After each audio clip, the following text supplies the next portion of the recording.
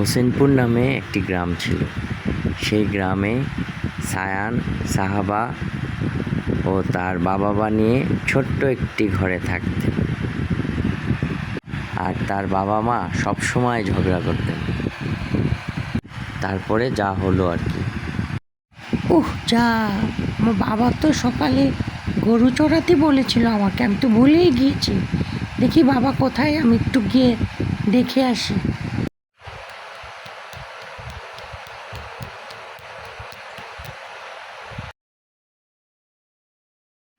ও বাবা, তুমি তো আমাকে মাঠে গরু নিতে বলেছিলে, আমি তো ভুলেই গিয়েছিলাম। দরকার নাই, তোর থাক, কষ্ট আমি নিয়ে করতে যাই। হইব না। গরুটা কোনো কথাই শুনে না, সারাটাক্ষণ খালি আমারে খাটায়। আমারে কি যে করমু, এটারে নিয়ে একটু মাঠে চড়াতে নিয়ে যাই, দেখি। হায় হায় হায় হায়, এই বলদ দিদি আমার সব ফসল খাইয়ে ফেললো।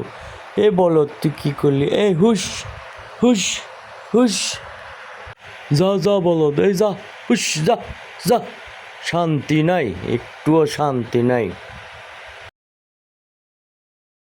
আজকে কতটা খাটনি করলাম, একটু জিরিয়ে নেই, বাসায় আবার খাতে যেতে হবে। দেখি খাতে যাই। গিন্নি আজকে বাসায় কি যেন রাঁধিছে, যাই, অনেক খিদা পাইছে আজকে।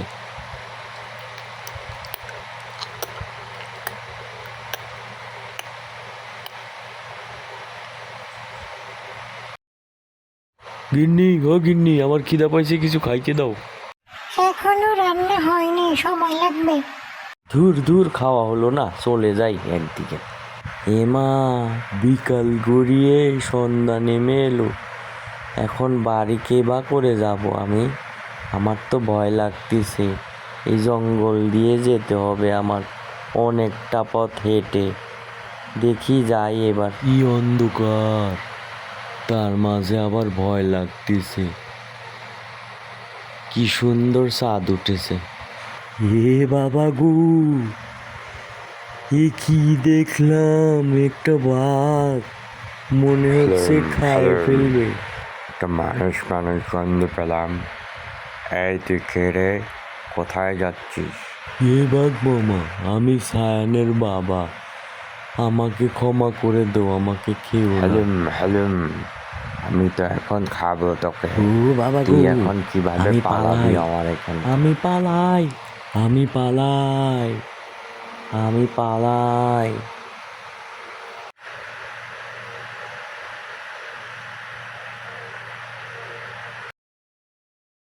দেখছো মা, বাবা রাগ করে কোথায় গেল, এখনো আসার খবর নাই। যেই বাসাটা না বাঁচছি।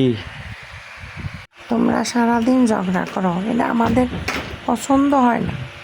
না বাবা, ঠিক আছে, আমরা আর কোনো সময় ঝগড়া করব না, আমরা একসাথে থাকবো। কি মজা, কি মজা, কি মজা।